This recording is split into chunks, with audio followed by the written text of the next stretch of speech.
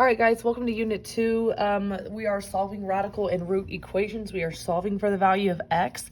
So consider the square root of x equals 3. To solve a radical equation, we essentially square both sides of the equation to undo the radical. So if I am to square the square root of x in order to get rid of that square root, whatever I do to one side, I have to do to the other. So I end up with x equals 9. All right, and we also, the best thing about solving for x is that we can check our work. So does the square root of 9 equal 3? Yes. So you can just plug in whatever value you get for 9 into the equation as x and solve and just check that the answer that you got for x is correct. All right, so now consider the square root of x is equal to -3. Again, we would square both sides and get that x is equal to 9. However,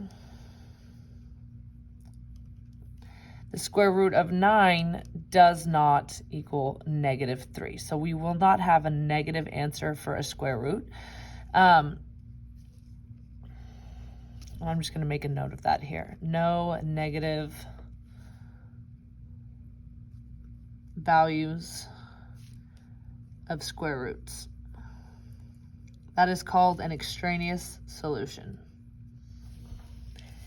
This is going to happen with radical equations. We can get an extraneous solution. In this context, it means that the solution is mathematically correct, but not relevant or useful as far as the original question is concerned. So while the square root of 9 could possibly be -3, in this case, it is an extraneous solution. We will not be using it. All right, so to solve an equation with radicals, there's 4 steps that you are going to be taking.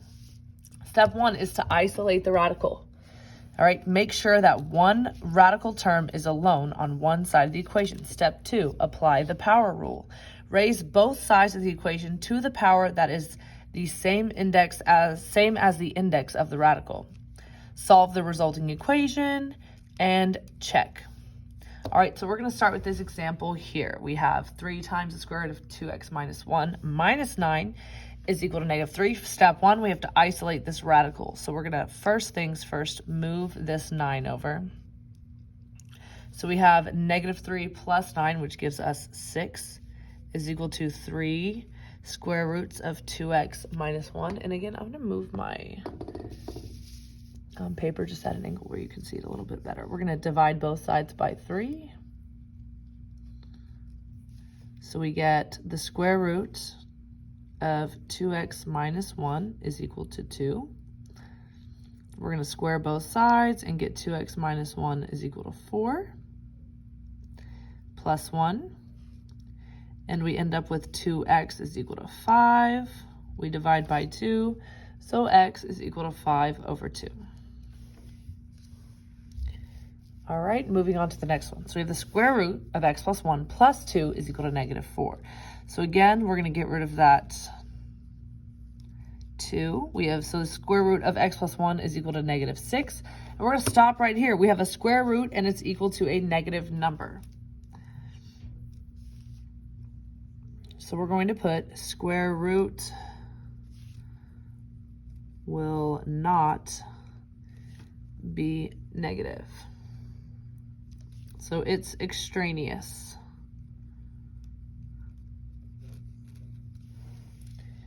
All right, on to the application. Kate drops a ball from 25 feet above a lake. A formula, t is equal to 1/4 times the square root of 25 minus h, describes the time, t, in seconds, that the ball is h feet above the water.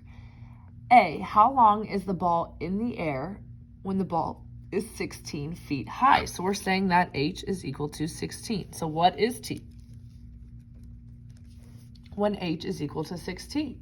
So we have our equation, t is equal to 1/4, and we have the square root of 25 minus h, which is 16. Then we have t is equal to 1/4 of the square root of 25 minus 16, which is 9. Then we end up with t is equal to 1/4 times 3, square root of 9 is 3. So t is equal to 3 over 4 seconds. Okay, how many feet above the water will the ball be after 1 second? So this is when t equals 1. So we are saying that 1 is equal to, sorry, I'm filming a video. Can I help you? Oh, no, okay, hurry. So we're saying that 1 is equal to 1/4 of 25 minus h. So in order to get rid of the 1/4, we're going to flip it and we're going to multiply to cancel it out. We're going to do the same thing to one side we do to the other. So we have 4 is equal to the square root of 25 minus h. And we're going to square both sides. We're going to get 16 is equal to 25 minus h. We're going to subtract that 25, subtract that 25, and then we're left with -9 is equal to negative h. In order to get rid of that negative, we're left with h is equal to 9. And again, you can plug 9 back into the original equation in order to find 25 minus 9 would be 16. Square root of 16 is 4. 4 times 1/4 is 1. And that is how I can check that my answer is correct. All right, on to the back side. We're going to just work additional examples. We've got about 5 more examples that we're going to work. Every time we have the square root equal to a square root with nothing else on the inside or the outside, as long as it's both square root, not a cube root is equal to a square root, not a 4th root is equal to a square root, or whatever it may be, right? They have to be on opposite sides of the equal sign, and it cannot be the square root of x minus 4 plus something outside square root. It's just a square root is equal to a square root. Right, well, when we square both sides, those cancel each other out completely. So we're left with just x minus 4 is equal to 2x minus 13. I'm going to move everything over to get x by itself, right? That means I put everything with an x value on one side and all of the numbers on the other. So we have 2x minus x, which is just x. And I'm moving this 13 over as well. So we have a -4 and a positive 13, and we are left with just 9.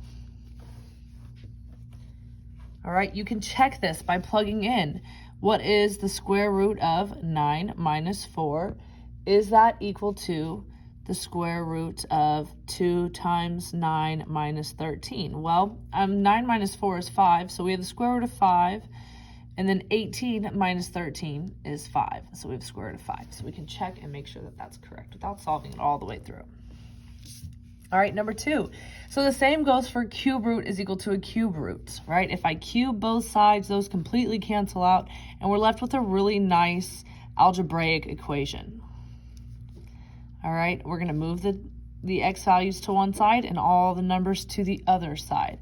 So I have 9 is equal to x. Right, those cancel out, those cancel out. That was the same case over here. All right, and we can check that again.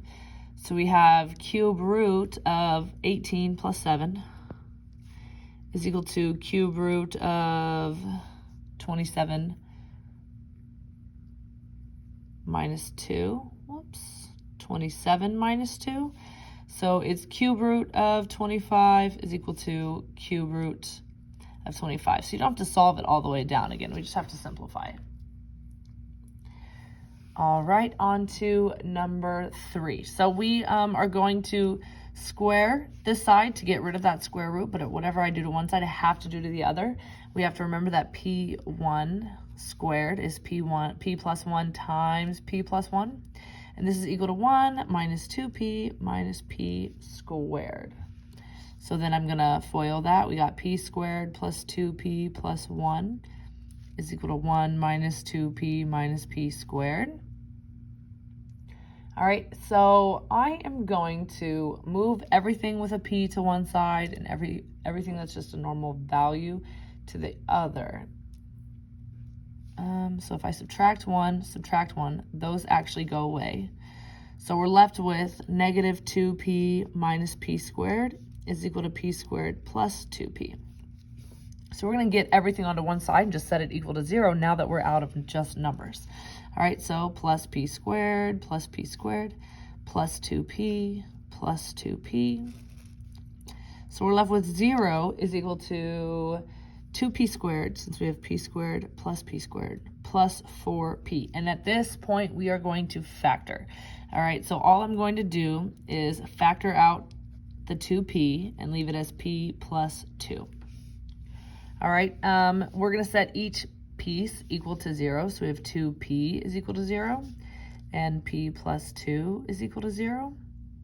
So p is equal to 0 and negative 2.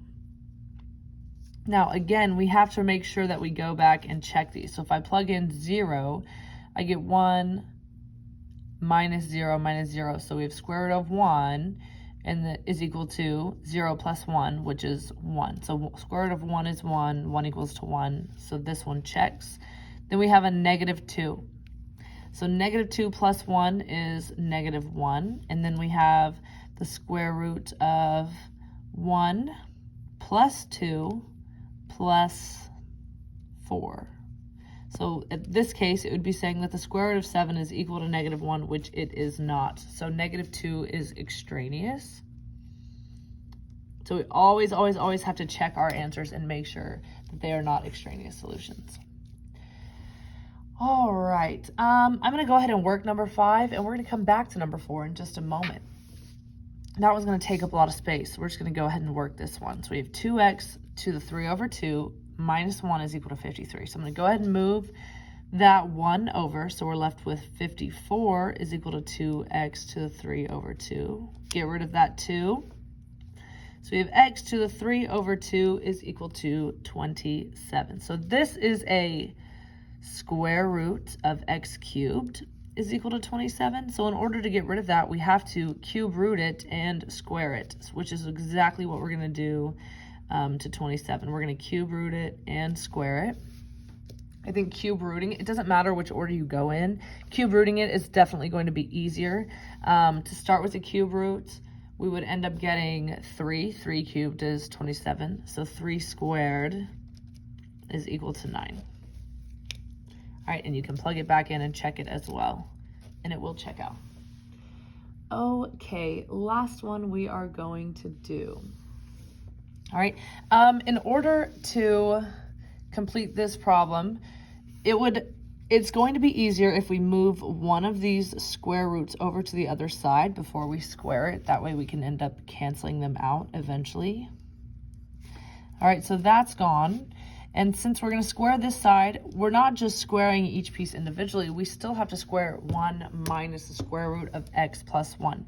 So I'm going to go ahead and expand that. Square root of x plus 1, 1 minus the square root of x plus 1, and this is equal to 2x plus 3. Now, we're really not going to touch this left side until we FOIL this right. So we have 1 minus 2 square roots of x plus 1. Minus x, oh wait, that's a negative times a negative, so that's plus x plus 1.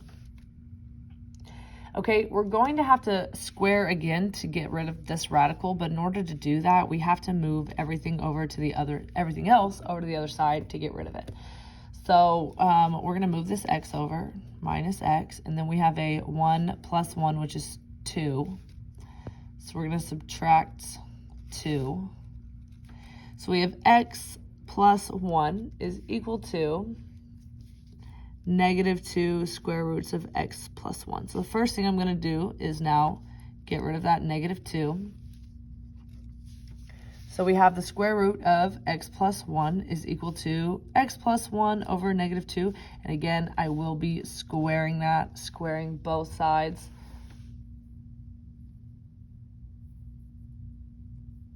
Oh wait, I'm actually going to backtrack here. Let's see. So instead of doing this, let's actually go backwards. There's actually going to be an easier way, so we're actually going to do it that way. So let's say instead of dividing by negative 2 first, we just square both sides. Now, if I square both sides, it's fine to do it that way, but I'm going to square the square root, which makes it just x plus 1.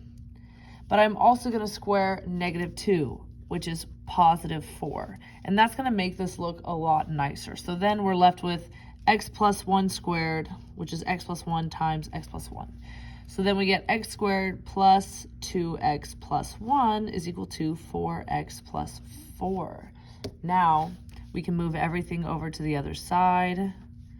minus 4x minus 4, and we get x squared minus 2x minus 3 is equal to 0, and that is x minus 3x plus 1 is equal to 0, and that means x is equal to 3, x is equal to negative 1. When you plug them both back into the original equation, we have 3 times 2, which is 6, plus 3 is equal to the square root of 3 plus 1. So they're saying the square root of 9 is equal to the square root of 4. That is incorrect. That one is extraneous.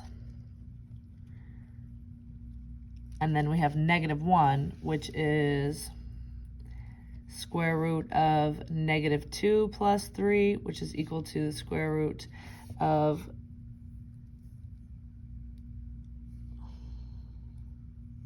negative 1, negative 2 plus 3, negative 1 plus 1. Oh. I forgot that plus 1, or is equal to 1. This is actually square root of this one plus the square root of this one is equal to 1. I was looking back at the original equation incorrectly. Either way, square root of 3, Jesus. Square root of 9 is 3. 3 plus 2 does not equal 1. So that one's correct. I mean, it is incorrect. All right. So this one ends up giving us square root of 0 and square root of 1. Square root of 1 plus 0 is equal to 1. Square root of 1 is 1. 1 is equal to 1. This one checks out. So negative 1 is the only solution. And that is just a overview of 2.1.